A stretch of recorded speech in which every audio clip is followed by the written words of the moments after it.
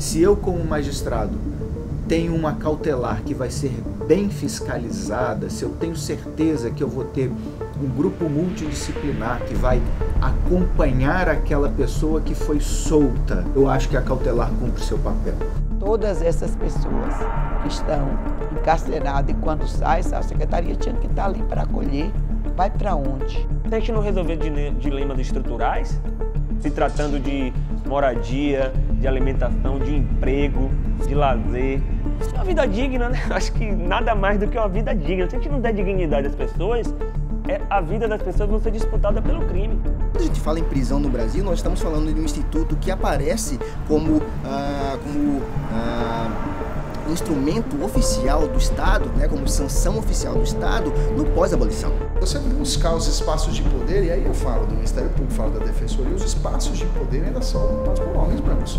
Em casos que a gente vai ver casos lá antigos, de casos que a pessoa está com pouquíssima quantidade, por exemplo, de maconha, e ela é presa como tipificada como traficante, sendo que poderia ser tipificada como usuário, ou seja, nem precisar da pena alternativa. Antes da alternativa penal, a gente tem que falar em debater a lei de droga. O único meio que o Estado brasileiro, o Estado antinegro brasileiro reconhece é o cerceamento da liberdade.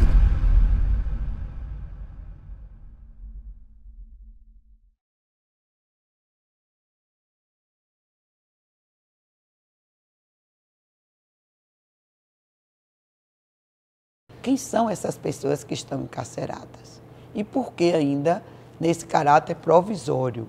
Isso é muito grave. São as pessoas pretas, pobres, periféricas, esses que estão lá aguardando. Porque quando a gente vai analisar outros casos, de quem usa tornozeleira, que está em uma outra situação, a realidade é bem diferenciada. Quando a gente fala em prisão no Brasil, nós estamos falando de um instituto que aparece como instrumento oficial do Estado, né, como sanção oficial do Estado, no pós-abolição. No nosso Código Penal de 1890, a prisão surge como o instrumento oficial, a sanção oficial e principal do Estado. Né? Só que, a partir disso, e nesse contexto de cerceamento, de regular, né, a liberdade concedida ao povo negro por uma falsa abolição, a prisão ela também tem a função de reformular, de reorganizar as senzalas. Né? Então nós estamos falando de lugares racializados. Por isso eles são naturalizados. E por isso é toda essa facilidade, né, de encarcerar quase 97%, né, dos homens negros, por exemplo. Nós temos duas formas de aplicação das medidas alternativas à prisão. A primeira é aquela que serve como uma alternativa à prisão para aquelas pessoas que ainda estão respondendo o processo criminal. Então, são pessoas que são soltas com algumas condições para que aguardem o julgamento do processo não privadas de liberdade. E tem as penas alternativas, que são aquelas pessoas que já foram julgadas, já foram sentenciadas, mas pelas circunstâncias do crime, pela quantidade de pena aplicada, a elas é dada a possibilidade de cumprimento dessa pena, não privados de liberdade, mas com algumas penas que chamamos de substitutivas, porque elas substituiriam a prisão. Eu sei que a gente trata de pena alternativa, mas se a gente não resolver dilemas estruturais, se tratando de moradia, de alimentação, de emprego, de lazer, uma vida digna, né? Acho que nada mais do que uma vida digna. Se a gente não der dignidade às pessoas, a vida das pessoas vai ser disputada pelo crime. Isso é fato. A política de assistência que a gente fala com a população em situação de rua, todas essas pessoas que estão encarceradas e quando saem, a secretaria tinha que estar ali para acolher. Vai para onde? Cadê a secretaria que cuida também do trabalho, da renda? Como é que vai acolher esta pessoa que saiu, que está nessa medida provisória? Como é que vai tratar essa situação?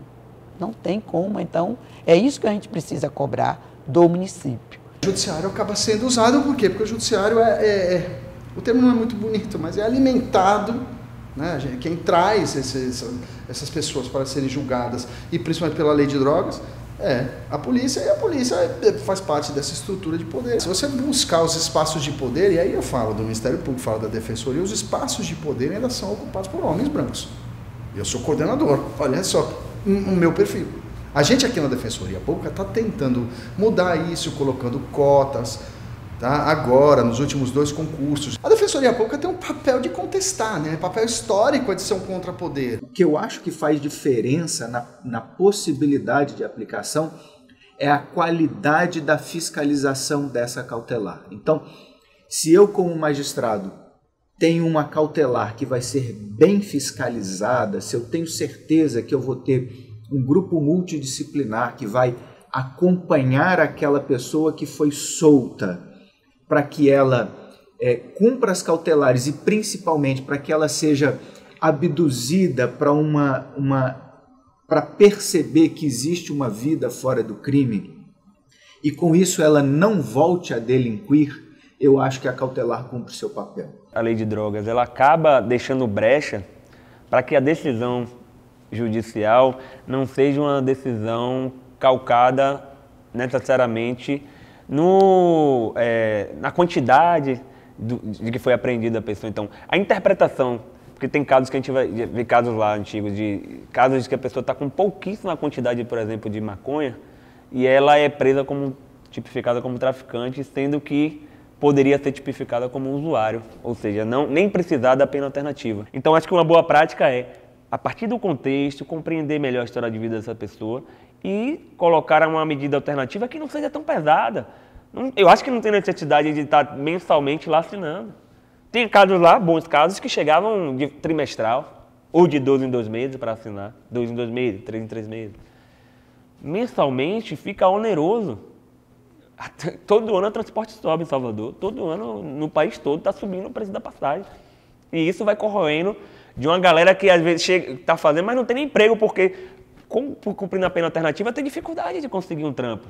Se essa pessoa tem tornozeleira, não arranja. É difícil você conseguir um trabalho de tornozeleira eletrônica. Você fica marcado na sociedade. Tem que alterar esta lei, porque se continuar como está aí, a tendência é ir aumentando, como vem gradativamente este número. E não é só número, né?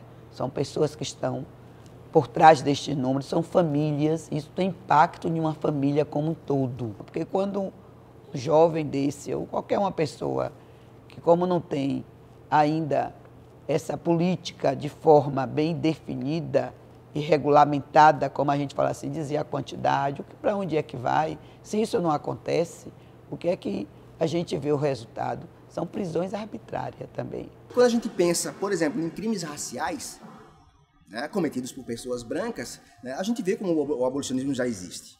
Não é utopia, o abolicionismo penal existe. Né, ele não existe para nós, corpos negros, em que a prisão vai ser esse lugar de naturalização, esse lugar natural. Né? Mas para corpos brancos já existe. Quando nós tentamos de responsabilizar uma pessoa branca pelos crimes raciais que ela cometeu, o sistema de justiça ou o sistema de injustiça racial brasileiro, ele vai se mobilizar, né, de uma maneira sistemática a imunizar aquele corpo.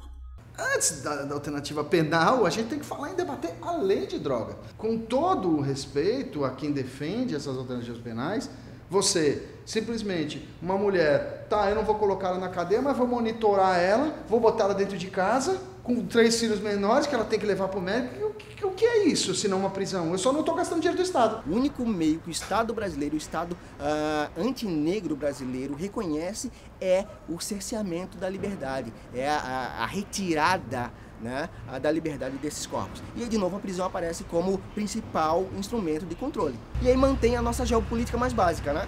O cárcere no Brasil vem ocupando, né, essa ideia de manter nossa geopolítica mais básica. Casa Grande e senzala. O Brasil é uma grande casa grande e para isso precisa de uma grande senzala no nosso sistema carcerário.